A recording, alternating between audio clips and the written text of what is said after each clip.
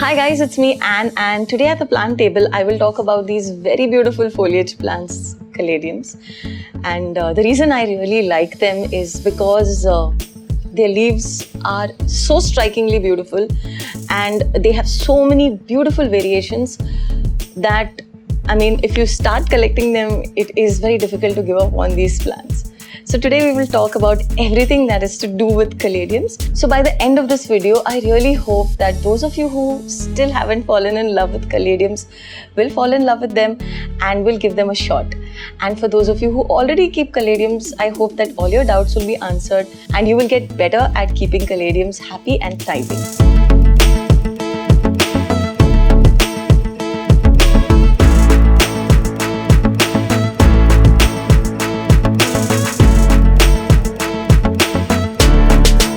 Here's a quick reminder for you to participate in the giveaway for June that is sponsored by Meraki Orchids.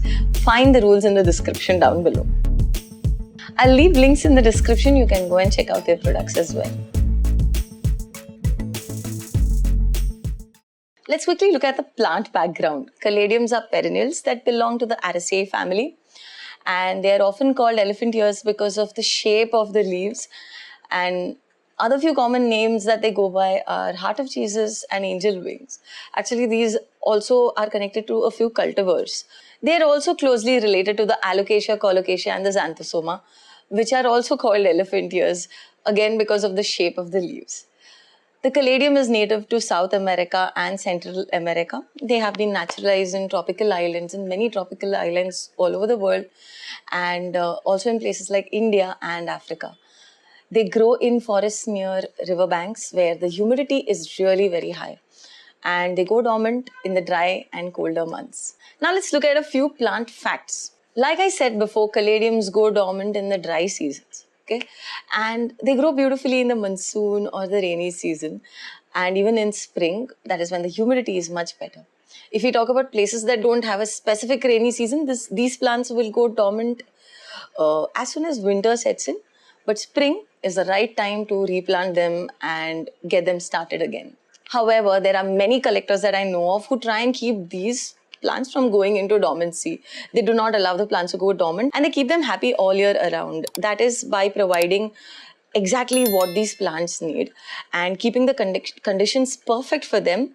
They are able to keep the plants from going into dormancy. So there are people who do that as well. And sometimes if your winters are not that harsh and you are living in tropical places, it might not go dormant. The plants might not go dormant because the humidity around them is just perfect for them to grow.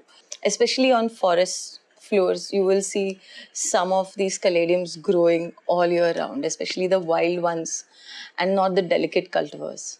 Now, another interesting fact about these plants is that when you pour water over them, over the leaves, the water simply rolls off the leaves, just like it does with the lotus leaf or the alocasia. And this is because the leaves are hydrophobic. This is their defense mechanism, which helps them to survive and thrive in wet habitats like rainforests. Wet leaves are a magnet to a variety of bacterial and fungal infections. With the rain falling constantly, the water rolling off the leaves helps keep the plants dry and healthy. Another thing about them is there are thousands of cultivars and most of them are derived from the caladium bicolor. Lake Placid, Florida sees most caladiums being cultivated there and there are many caladium fields there. Yearly, a caladium festival is held there in the end of July. Caladiums are tubers, not bulbs or corms. A tuber has many eyes that will send out shoots and grow roots. The caladium has two main leaf types. The first one is the fancy leaf variety, which looks like this, and they are heart-shaped. The other one is the strap leaf variety, which are lance-shaped leaves, and they are more narrow and pointed like arrows, and they look like this. Now let's dive into the plant care. Let's talk about sunlight first. Understand this, there are thousands of caladium cultivars, and their requirements could vary. Many caladium varieties do well in full sun. They need light. If you can give it to them, please do that. But they do well in indirect light or dappled sunlight as well. Under very harsh direct sunlight, some of the thin leaves of some cultivars may scorch. So you have to be careful.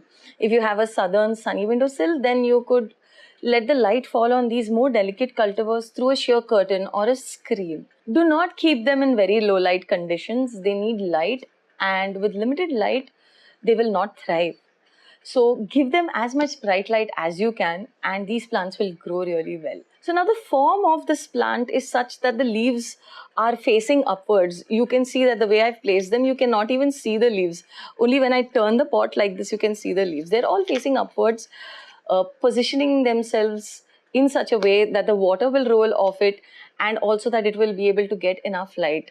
So one thing with caladiums is you put them in a spot where they have enough place to spread out their leaves, and also the leaves are able to get enough light. Each leaf is exposed to light where the leaves will grow bigger as well, and the patterns on the leaves will be more prominent. The plant will thrive beautifully if it gets the right amount of light. Now let's talk about water. They need to be watered regularly depending on how fast the soil dries up.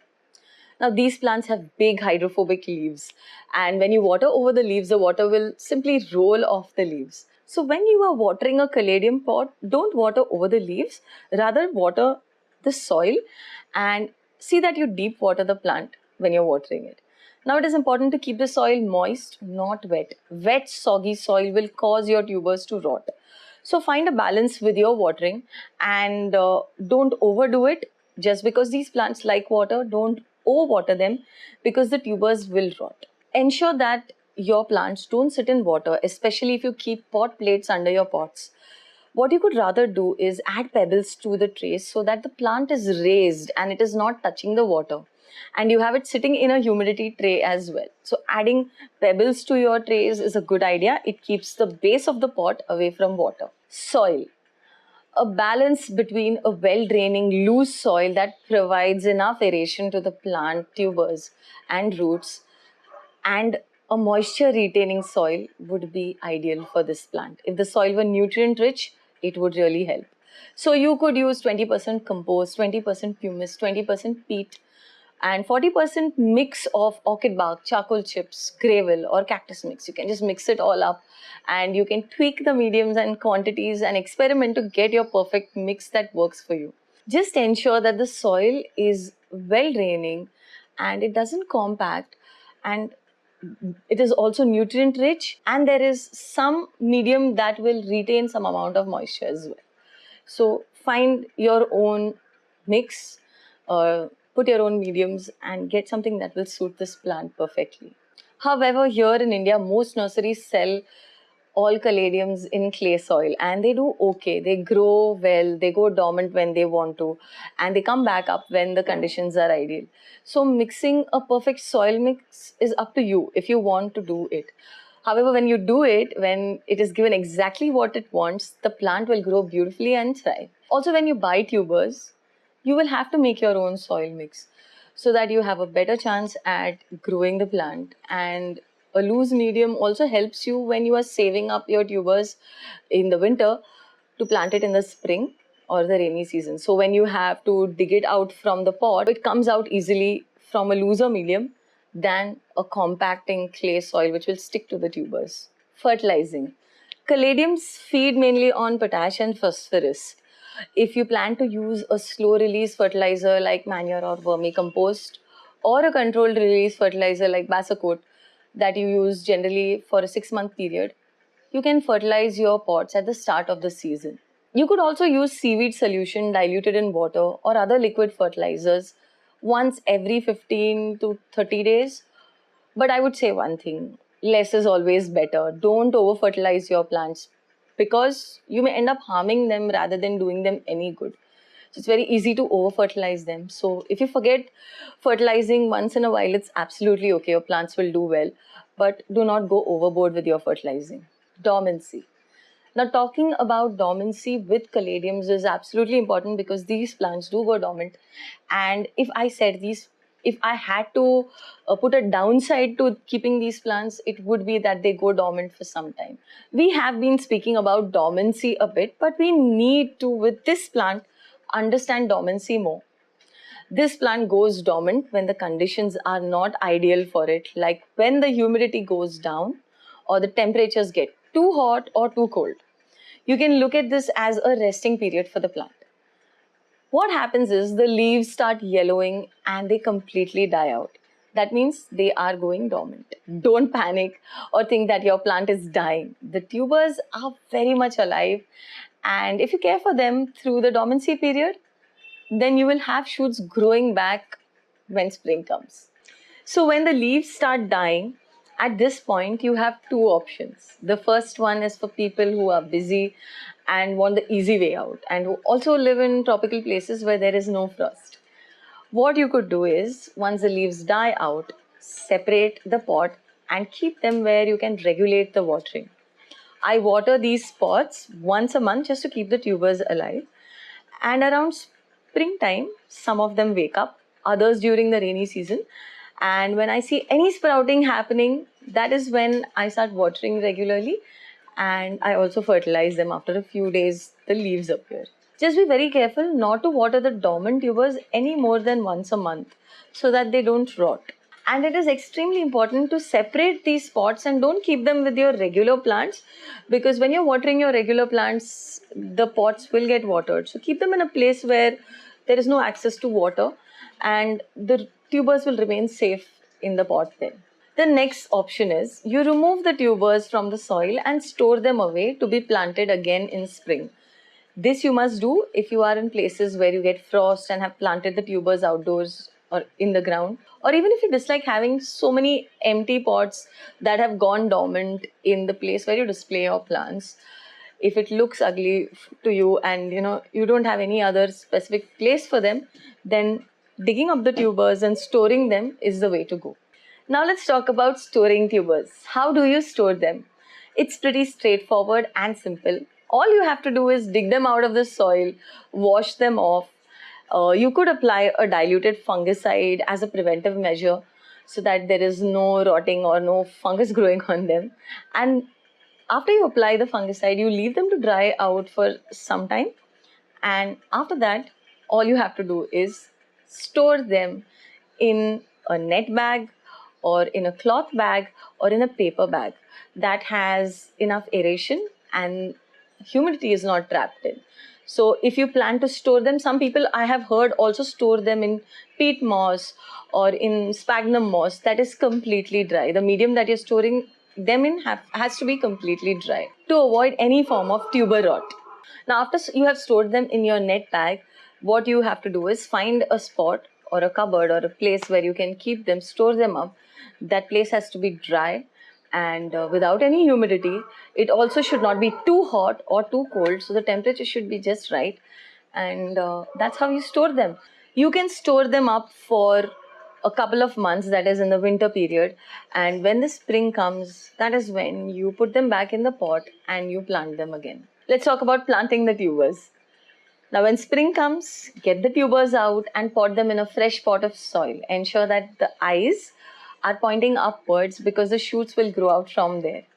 Even if you plant them upside down, they will grow, but they will take a little longer to emerge out of the soil. Don't put them too deep in the soil. Just around an inch or two of soil mix over the tubers is fine. I have also seen people cutting the buds or eyes with a sharp knife, then drying it up for a day or two till the wounds callus, then planting it in the potting mix to get more shoots on caladium. So that is a way that your caladium will throw out much more shoots than it ideally would. So I'm planning to try it this time, and I'll put stories on Instagram to tell you if it worked or not. Now let's talk about humidity. Caladiums thrive in very high humidity. That is the reason that they do well in the rainy season. So if you live in a coastal city, having this plant, growing this plant is a great choice. I'm not saying that you can't keep them alive anywhere else. Yes, you can. I've seen people keeping them alive in the most difficult conditions just by maintaining the humidity around the plant and by giving them what they need. So to keep the humidity high around them, you keep them close to water features, or you can also check out my video on how to increase the humidity around your houseplants. I have mentioned a few tips and tricks in that video. You can check that out. I'll leave the link down in the description for you. You can use a few of those tips like humidity trays, grouping them, keeping them together to create a humid spot. You can watch that video for many more tips. Misting. Now, misting will increase the humidity very temporarily around the plants. If you do it often, it could help on hot, dry days. Water falling on the leaves anyway will roll off because the leaves are hydrophobic, and that might not help much. But making the surrounding around the plant wet might help it a little bit in the drier months. Airflow.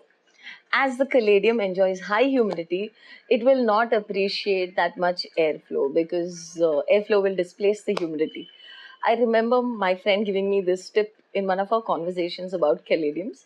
She had been to Indonesia and had seen these sellers growing caladiums with amazing success in these big boxes that stopped any kind of draft from hitting the plants. However, I have also seen caladium farms where caladiums are grown in open fields where there is full sun and wind, and they grow beautifully there as well. That is probably because these farmers ensure that the watering and fertilizing is spot on, and they are experts who have a lot of tricks up their sleeves to keep the plants happy. And that's how they are so successful in cultivating these plants. Now, if you plan to put them in boxes, be careful of any fungal infections that might affect the plants and use a systemic fungicide as a preventive measure to take care of that. Anyway, what I do for these plants is I keep them in a place where the wind does not get them. You could put up a plastic screen or a sheet to block direct airflow as well. Temperature. The ideal temperatures they enjoy will be from 15 degrees Celsius to 25 degrees Celsius. They don't like extreme temperatures. They won't like it when it's way too cold or terribly hot. They will simply go dormant. Growth. Under the right conditions, they grow very well and multiply and fill up a pot. They grow as tall as 10 to 35 inches tall, and the leaves can grow as big as 6 to 18 inches long and broad. However, expect different results for different cultivars. Different cultivars will grow different sizes. So don't apply one rule to all the caladiums. Toxicity. Caladiums are toxic and should not be consumed by humans and animals. Keep them away from your babies and your pets. The sap can cause irritation to sensitive skin as well. Pruning and grooming. In terms of pruning, this plant doesn't need to be pruned or groomed, only that you will have to pull out dead and decaying leaves occasionally. And when a pot is bursting with leaves, you can divide it up, which takes us to our next point, propagation. The best way to propagate this plant is through division, as caladiums grow from tubers. You can easily divide them into pots, and under the right conditions, they will multiply and fill out a pot. What you could do is divide the tuber, find at least one eye on the part that you want to cut off, use a sharp, clean, sterile knife to make the cut and chop off that part of the tuber. Now, after you have divided your tuber with a sharp knife, you can let them dry and let the wounds callus before you put them in soil. So once the wounds are calloused, put them in soil, a well-draining mix, and cover it up with at least 1 to 2 inches of soil and water them thoroughly. Wait for them to sprout. You can also grow caladiums from seeds as well. Now let's talk about pots. I had bought some lovely caladium tubers long time back and I put them in terracotta pots, and for me that was a mistake because the soil dried up very quickly, and at that time I wasn't very alert about watering them as well. So the pots made my work all the more difficult to keep them hydrated and happy. So if you have too many plants or you are forgetful, then pot them in plastic or glazed ceramic pots that will not let the soil dry out too soon. Problems. In my experience with them, I have not faced any issue, no pests, nor any other problems I can remember. They are quite hardy and easy to keep once you get the conditions right. However, the tubers do tend to rot when they sit in too much water. Examine the tuber and then cut out the soft, squishy parts. The tuber has to be firm. Let the wounds callus before you put it in a pot of soil. Another issue that I remember is I had a lot of aphids on my caladiums long time back, and that was because I was not taking care of the caladiums as well. Now, pests are like magnets to plants that are sickly and not doing so well. So, if your caladium is healthy and is getting everything that it needs, it can defend itself from pests much better. So you won't have that many pests coming and troubling your plants. But I have heard of many gardeners talking about aphids and mealybugs affecting caladiums, and for that, you ensure that you keep your plant healthy. Secondly, you spray neem oil or any type of insecticide that you are comfortable with using to keep these bugs at bay. I really hope that this video helps you care for your caladiums, and if you haven't tried out this plant yet, I hope it encourages you to give it a try this season. If you found this video helpful in any way, please do give us a thumbs up, and if you haven't subscribed yet, don't forget to do that and hit the bell icon for notifications of all future videos. Do follow us on Instagram too, and I will see you in another video next week. Till then, stay green.